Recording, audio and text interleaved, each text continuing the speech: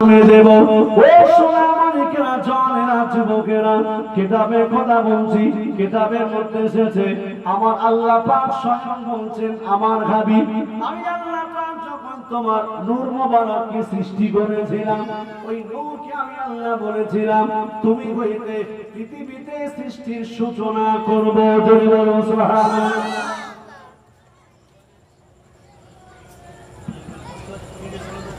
নবীজির মর্যাদা আল্লাহর কাছে বেশি না কম? আপনাদের মনস্ক এদিক ওদিক হয়ে আছে, একটুখানি মনস্ক ঠিক করেন না, আপনার মনটা আমার দিকে যান।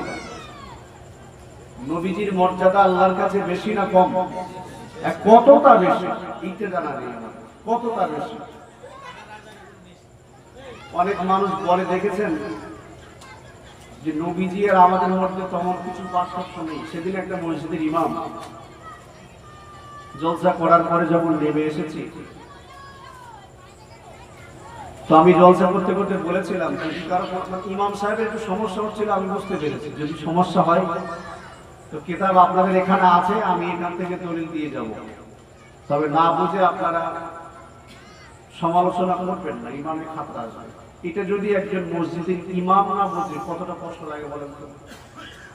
ভুল আমার হবে না এমন কোনো ব্যাপার নেই, ভুল সকলের মধ্যে আছে, হবে, থাকবে, এটা স্বাভাবিক। তো তিনি মসজিদের ভিতরে চিল্লে চিল্লে বলছেন, আমি যেই নেমে গেছি বলছে নবীজি আর আমাদের মধ্যে কোনো পার্থক্য নেই, মানে বলতে গিয়ে যে বলে ফেলেছে। মুসলিমরা খেপে গেছে, দুই একজন তাকে মেরেছে।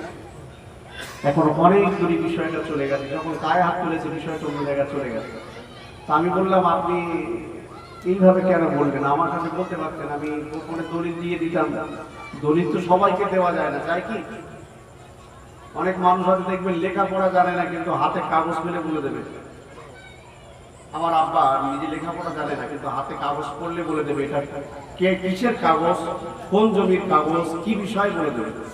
কিন্তু অনেক লেখাপড়া ছেড়ে আবার দেখবেন কাগজ পড়ে পড়ে শেষ হয়ে যাবে কিন্তু বলতে পারবে না যে কিসের কাগজ, ঠিক কিনা?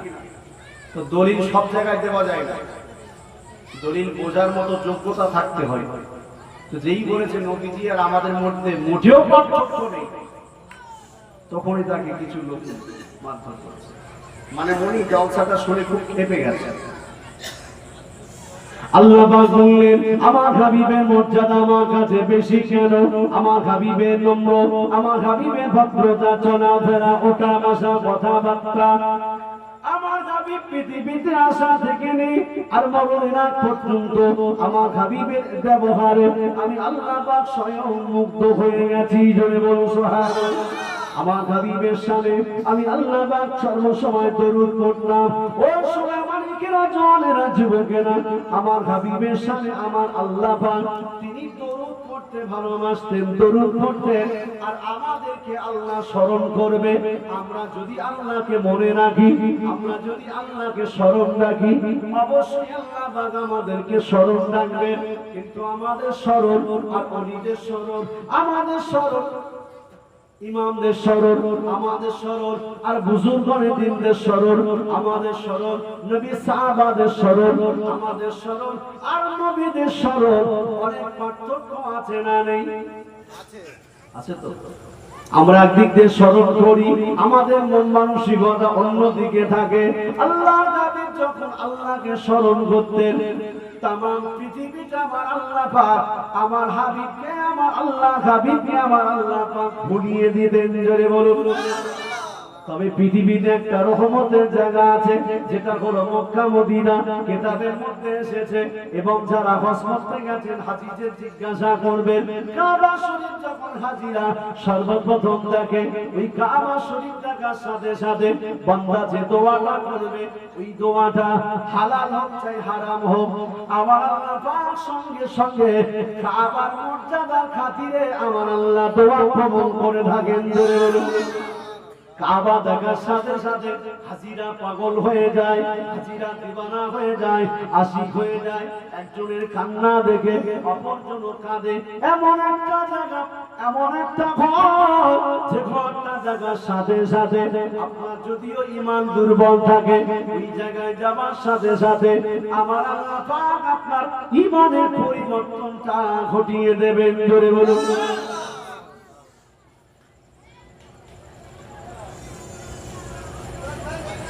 আচ্ছা, আবু জেহেল কি বেঈমান না ঈমানদার?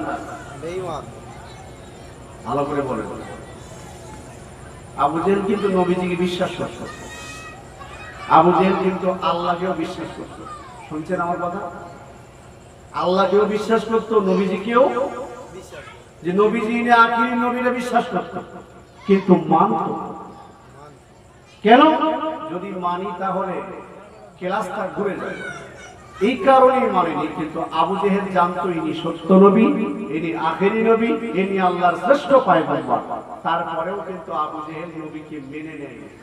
এটাই বাকি সমস্ত ঈমান তার মধ্যে ছিল। এখন আমাদের মধ্যে তো অনেক ব্যক্তি আছে, দেখবেন নবী বলে কিছু নেই। কি ভুল বলছি দেখি? আমাদের মধ্যে অনেক ব্যক্তি আছে বলে নবী বলে কিছু নেই। নবী কি? আমরা যেমন সে তেমন, সেও মানুষ আমরাও মানুষ। সেও মায়ের পেটে ছিল, আমরাও মায়ের পেটে ছিলাম। সেও মায়ের দুধ পান করেছে, আমরাও করেছি। সেও বিবাহ করেছে, আমরাও করেছি। তারও বাচ্চা ছিল, আমাদেরও আছে। তারও সংসার জীবন ছিল, সব ছিল। রাজনৈতিক জীবন ছিল, আমাদের মধ্যে সব। তাহলে আবু জেহেলের থেকেও তো এর ঈমান কমজোর নাকি না বেশি? আবু জেহেলের থেকেও তো ঈমান কমজোর। আবু জেহেল জানতো কোন কোন স্থানে দোয়া করলে আল্লাহ পাক কবুল করে নেবেন, কোন স্থানে দোয়া করলে আল্লাহ পাক ফিরিয়ে দেবেন না। আবু জেহেল এটা জানতো। তাই বদরের যুদ্ধে আবু জেহেল চলে গেল, কাবা কিনার ধরে কাঁদছে, ও আল্লাহ পাক, আল্লাহ তাআলা, আমি আবু জেহেল তোমার কাছে দোয়া চাই।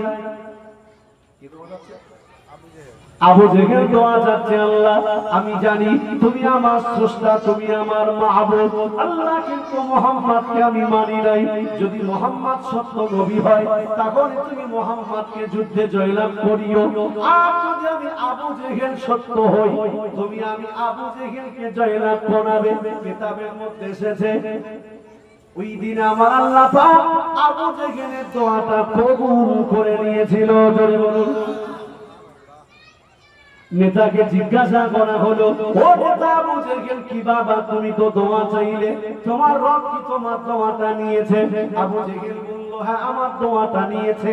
মুহাম্মদ সত্য নবী, তাই আমার আল্লাহ পাক বদরের প্রান্তরে আমার আল্লাহ পাক নবী মুহাম্মদকে জয়ের টুপিটা পরিয়ে দিল। জোরে বলুন সুবহানাল্লাহ। তারপরেও কি আবু জেহেল মেনে নিয়েছিল? এই যে দোয়াটা কবুল হলো, এটা আবু জেহেলের সাগরেদরা জিজ্ঞাসা করছে, এ নেতা তুমি তো তোমার আল্লাহকে ডাকছিলে, তোমার আল্লাহ তোমার ডাক শুনেছে, তুমি হেরে গেলে। আবু জেহেল বলছে, বোকা, আল্লাহ আমার ডাক শুনেছে, আল্লাহ আমার দোয়াও কবুল করেছে, তবে মুহাম্মদ সত্য বলে আল্লাহ তাকে জিতিয়েছে। আমার তো দোয়া এটাই ছিল নাকি? একটা জিনিস মাথায় রাখবেন, জীবনে সবকিছু আপনার জীবন ঘুচিয়ে দিতে পারে, কিন্তু হিংসা এমন একটা জিনিস আপনার জীবনের ইবাদতগুলো ঘুরে ঘুরে খাবে।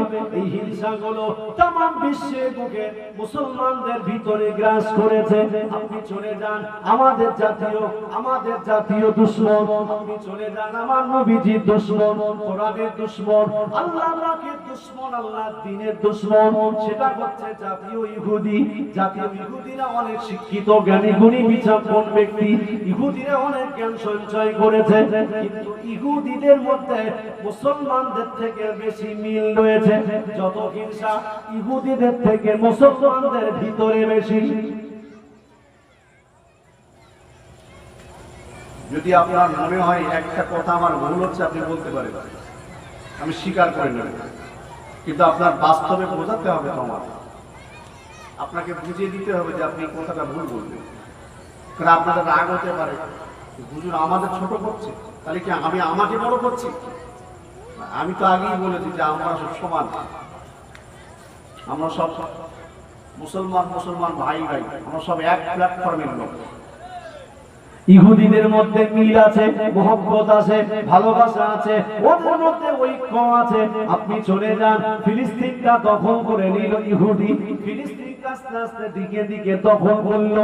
আপনি বলবেন না ওদের আমেরিকা অনেক সহযোগিতা করেছে, আমি বলবো যুক্তরাষ্ট্র যতই সহযোগিতা করুক না কেন, যদি তার মধ্যে জ্ঞান শিক্ষা না থাকে তাহলে কখনোই সম্ভব নয় এতটা উন্নত হবার। তাদের মধ্যে সেই শিক্ষাটা ছিল। গোটা ইহুদি জাতির মধ্যে আপনি মূর্খ কাউকে পাবেন না যত মূর্খ আমাদের মধ্যে ভরে গেছে। ছেলের জন্য মেয়ে দেখতে গেছে, মা কোরআন জানো,